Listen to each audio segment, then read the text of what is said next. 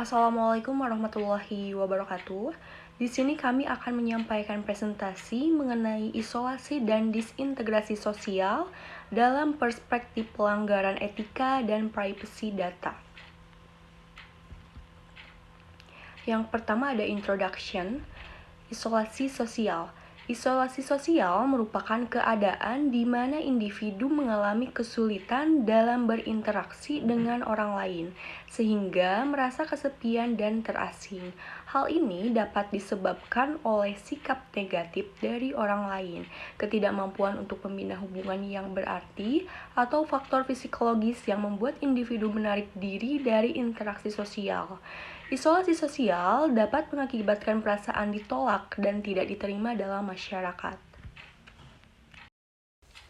Selanjutnya, disintegrasi sosial. Disintegrasi sosial merujuk pada proses keruntuhan struktur sosial yang terjadi ketika individu atau kelompok kehilangan ikatan sosial yang kuat. Hal ini seringkali disebabkan oleh pelanggaran etika, penyebaran informasi yang menyesatkan, atau konflik antar kelompok. Disintegrasi sosial dapat mengakibatkan hilangnya kepercayaan antara anggota masyarakat, menciptakan ketegangan, dan juga perpecahan dalam komunitas. Kemudian ada pelanggaran etika seperti pencemaran nama baik, menyebarkan konten asusila, berita hoax, ujaran kebencian, dan juga cyberbullying. Isolasi sosial dan disintegrasi sosial dapat terjadi akibat pelanggaran etika di media sosial. Ketika individu merasa asing akibat penyebaran informasi negatif atau ujaran kebencian, hal ini dapat memicu isolasi. Disintegrasi sosial terjadi ketika kepercayaan antar anggota masyarakat runtuh akibat tindakan tidak etis yang merusak hubungan sosial. Pasal-pasal terkait dalam Undang-Undang ITE. Yang pertama ada pasal 27 ayat 1 mengatur larangan menyebarkan konten asusila dengan sanksi pidana penjara maksimal 6 tahun dan atau denda hingga 1 miliar rupiah. Yang kedua pasal 27 ayat 3 mengatur pencemaran nama baik dengan hukuman penjara maksimal 4 tahun dan atau denda hingga 750 juta. Dan yang ketiga ada pasal 28 ayat 1 mengatur penyebaran berita bohong yang merugikan konsumen atau hoax dengan ancaman pidana penjara maksimal 6 tahun dan atau denda hingga 1 miliar rupiah. Pasal 28 ayat 2 mengatur tentang larangan ujaran kebencian dengan sanksi serupa. Pasal 29 mengatur tindakan teror melalui teknologi informasi yang juga dapat dikenakan sanksi hukum. Selanjutnya ada penyebab pelanggaran. Yang pertama, kurangnya pendidikan moral. Minimnya pendidikan moral di masyarakat menyebabkan individu tidak memahami etika berkomunikasi di media sosial. Tidak memahami etika berkomunikasi di media sosial tanpa pemahaman yang baik, mereka cenderung bertindak semena-mena, yang dapat mengarah kepada pelanggaran etika dan isolasi sosial akibat tindakan mereka yang merugikan orang lain. Yang kedua, kurangnya simpati dan dukungan. Simpati yang rendah dari orang-orang di sekitar korban perundungan di media sosial dapat membuat korban merasa terasing dan depresi. Ketidakpedulian ini seringkali menyebabkan korban beralih menjadi pelaku perundungan sebagai respon terhadap trauma yang dialami.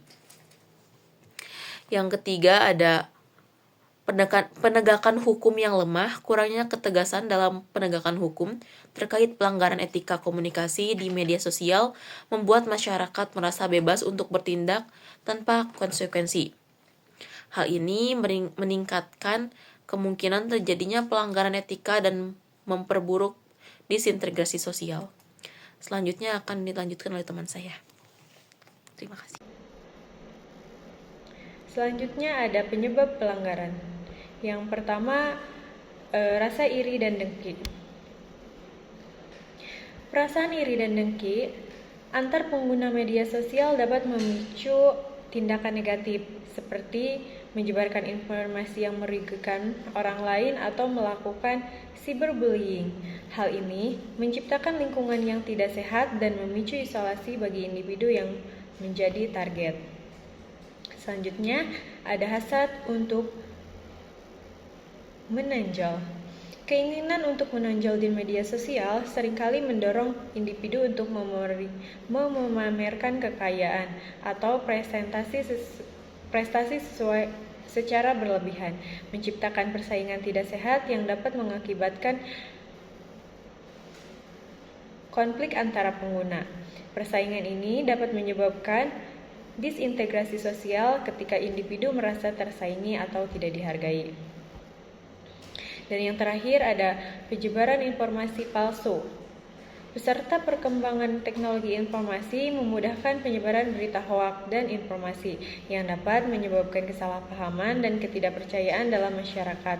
Hal ini berkontribusi pada isolasi sosial ketika individu merasa bingung atau tersaingi dalam informasi yang akurat.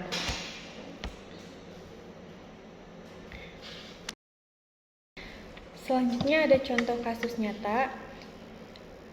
Adapun deskripsi kasus, pada 4 Maret 2024, seorang perempuan berinisial YRT ditangkap di Kalimantan Timur karena menjual foto bermuatan pornografi melalui platform Instagram.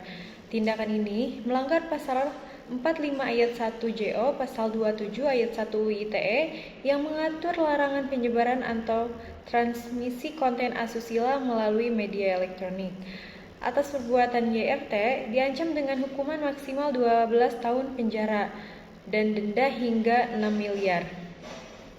Pelanggaran ini tidak hanya berdampak secara hukum tetapi juga memiliki konsekuensi sosial yang signifikan. Penyebaran konten asusila semacam ini merusak reputasi individu yang terlibat dan menciptakan lingkungan yang tidak aman di media sosial. Selain itu, kasus seperti ini dapat menyebabkan isolasi sosial di mana korban merasa terasing dan kehilangan dukungan dari komunitasnya, serta berkontribusi pada disintegritas sosial dengan menurunkan tingkat kepercayaan